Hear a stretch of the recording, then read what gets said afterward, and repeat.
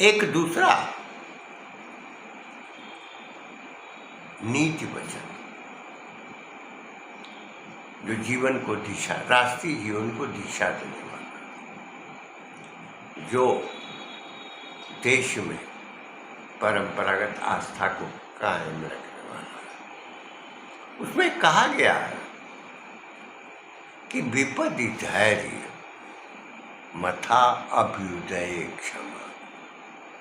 विपदा में, आपदा में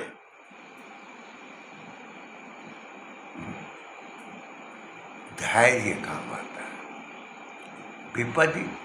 विपदा में धैर्य और अभ्युदय क्षमा। और अगर उन्नति हो रही है, विकास हो रहा है, प्रगति हो रही है, जब सोपान पर सोपान, सोपान दर सोपान चढ़ने की, गतिशील होने की शक्ति का संचार हो रहा है, तो निश्चय ही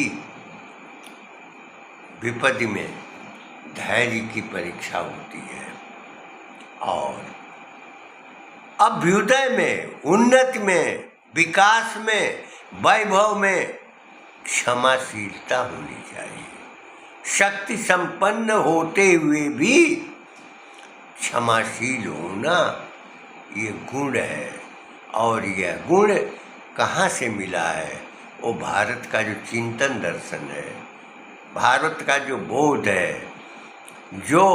जिन्होंने विपद काल में भी अपने धैर्य की परीक्षा दी थी। आज का परिवेश, अगर सत्ता का संचालन करने वाला शीर्षत्व का व्यक्ति है, वो आलोचनाएं सुनता है, निंदा सुनता है, लेकिन अचानक उभारने या भड़काए जाने के उपरांत भी किसी युद्ध को आक्रांत नहीं बनाना चाहता। वह आगे पीछे सोचता है। इस प्रकार की सोच महर्षि पाणिनि के अष्टाध्यायी में 3 वृत्तों को लेकर के है। पहला है सिंहावलोकन वृत्त। एक सिंह जब खड़ा होता है तो वह आगे 1 किलोमीटर देखता है, पीछे 1 किलोमीटर देखता है। आखिर आप सोचेंगे कि आगे और पीछे एक साथ कैसे देख लेता है? यानी उसके भीतर दृष्टि होती है कि कौन हमारे पीछे आ सकता है। शिकारी आ सकता है, कोई पशु आ सकता है, और वह आगे देखता है कि क्या परिस्थिति है, उसका शिकार जो है कहाँ मिलेगा। और फिर यही नहीं, उसकी दृष्टि बाएं भी जाती है 1 किलोमीटर और दाएं भी जाती है 1 किलोमीटर। इस प्रकार चतुर्दिक दृष्टि बोध जिसके भीतर निहित होता है, वह होता है सिंहावलोकन वृत्त। वृत्त का मतलब होता है चरित्र। वृत्त का अर्थ होता है व्यक्तित्व। जिस व्यक्ति में चतुर्दिक दृष्टि का बोध नहीं होता, निस्संदेह उसके भीतर सिंहावलोकन का वृत्त नहीं होता। जो प्रत्येक कालक्रम, प्रत्येक दिशा की दृष्टि का ज्ञान रखता है, निश्चय ही वह किसी प्रकार की आपदा आने या संभावित होने की दिशा से अपने को सुरक्षित भी करता है। सिंहावलोकन जब किसी ग्रंथ की प्रस्तावना लिखाई जाती है, तो जो लिखने वाला है ग्रंथ का पूरी तरह अध्ययन करता है, सिंहावलोकन कर लेता है। उसके बाद सिंहावलोकन लिखता है, जिसमें ग्रंथ में लिखी गई सारी बातों का क्रमशः क्रमागत रूप में विश्लेषण करता है। यह सिंहावलोकन पूरी अंतर्दृष्टि की सोच का होता है और सिंहावलोकन, सिंह शब्द से ही आप अभिप्राय समझेंगे कि जैसे सिंह की चतुर्दिक दृष्टि होती है, उसी प्रकार जन के, व्यक्ति के भीतर भी चतुर्दिक सोच होनी चाहिए। कौन सी ऐसी परिस्थिति आ सकती है, कौन सी ऐसी कोई दिशा मिल सकती है जहाँ हमें संकटों का सामना भी करना पड़ सकता है, और संकट के समय हम क्या निर्णय लेंगे, किस प्रकार की कार्यवाही करेंगे, विपदा के आने पर हमारे निर्णय की स्थिति क्या होगी, यह बोध कराता है सिंहावलोकन, जो चतुर्दिक दृष्टि बोध कराता है। दूसरा वृत्त है मंडूक वृत्त। मंडूक वृत्त में कोई स्थायित्व नहीं होता, एक स्थान से दूसरे स्थान पर कूद करके जाना, और फिर उसका अंतिम लक्ष्य होता है जल में प्रवेश करना, और जल में प्रवेश करने के बाद उसका वृत्त वहीं तक सीमित हो जाता है। तीसरा है प्रवाह वृत्त। नदियाँ पर्वतों से निकलती हैं, धाराएं बढ़ती हैं, प्रवाह बढ़ता है, छोटे मोटे नाले, नदियाँ जब उसमें प्रवेश करती हैं अपनी अथाह जलराशि को, और साथ ही अपने पुत्र पुत्रियों के पालन का जो मल मूत्र है वह भी समेटती हुई और बड़ी नद को वह सौंप जाती है। उसमें पर्वत से लेकर और समुद्र तक उसमें प्रवाह रहता है। जैसे नदियों में सतत प्रवाह होता है, वैसे ही जो जीवन मिला है उस जीवन की भी प्रभावशीलता होनी चाहिए। जिसके हाथ में नेतृत्व है, परिवार के संचालन का दायित्व है, समाज को दिशा देने वाला बोध है, जिनके भीतर स्वामी विवेकानंद, स्वामी दयानंद सरस्वती और जितने भी महापुरुष हमारे देश में हुए हैं, जिन्होंने भारत के स्वरूप को सदैव व्यक्त किया है, प्रकाशित किया है, और विश्व में जिसको संचरणशील बनाया है, जिसके अंतर्गत दिशाएं प्राप्त हुई हैं। इस प्रकार तीसरा वृत्त है, तीसरा चरित्र है, तीसरा व्यक्तित्व है प्रवाह वृत्त। प्रवाह वृत्त के अंतर्गत जो छोटी या बड़ी ये सभी नदियाँ, जैसे उत्तर भारत में माता जमुना, सरयू, इसी प्रकार नारायणी जो बड़ी गंडक के रूप में है, कोसी, कमला, इधर से सोनभद्र से आने वाली नदी, सारी नदियाँ जब गंगा में मिलती है, माँ जमुना में मिलती है, और उनकी जो अथाह जलराशि को लेकर आगे को गतिमान होती हैं, अब बंगाल तक जाती हैं, फिर जो नाद है ब्रह्मपुत्र, उसका भी उत्तर से आगमन होता है।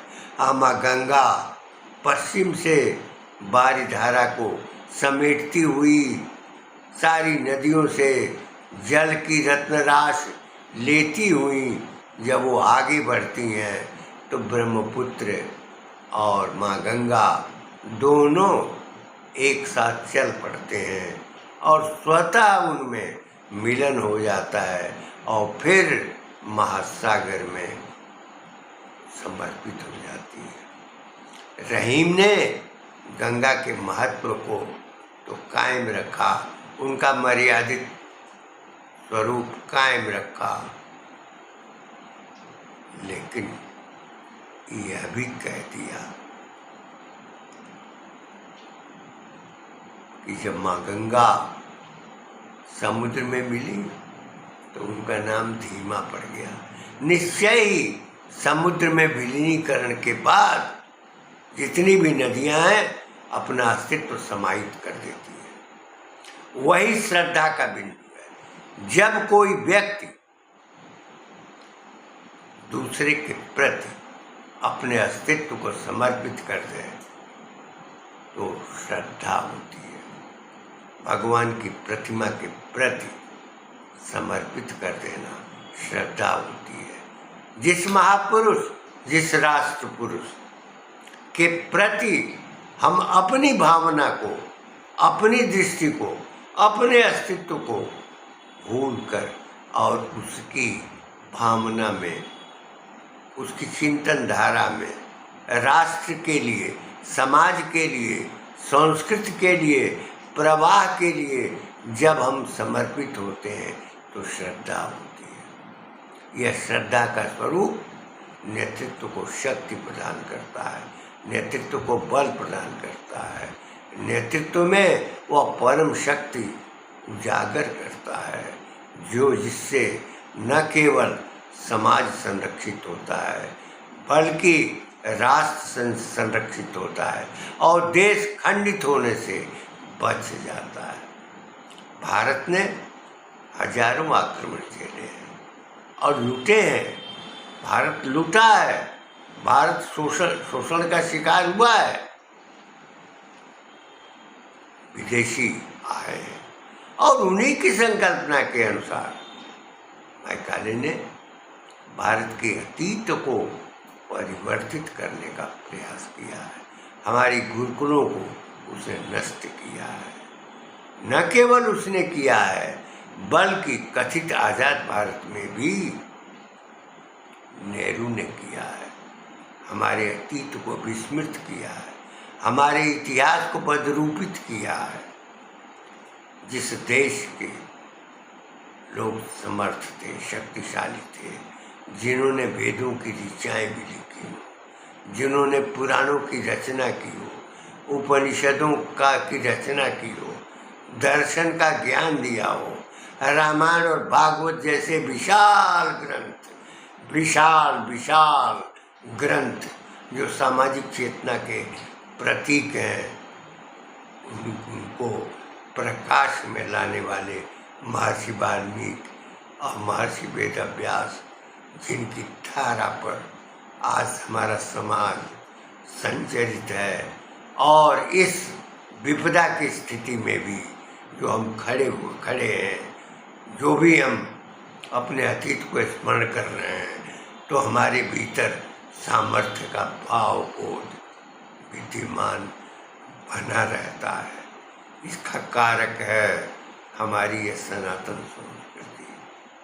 और जब कभी भी सनातन के ऊपर संकट आया है तो ऐसे महापुरुष अवतरित हुए हैं जिन्होंने उसकी रक्षा की है।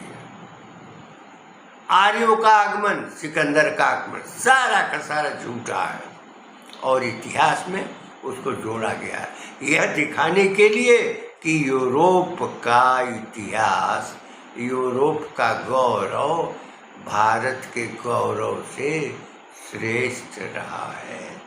महज यही कामना और कल्पना आज जो कथित आज़ाद भारत में पढ़ाया गया, उस इतिहास को जो मैकाले का इतिहास है, यही कारण है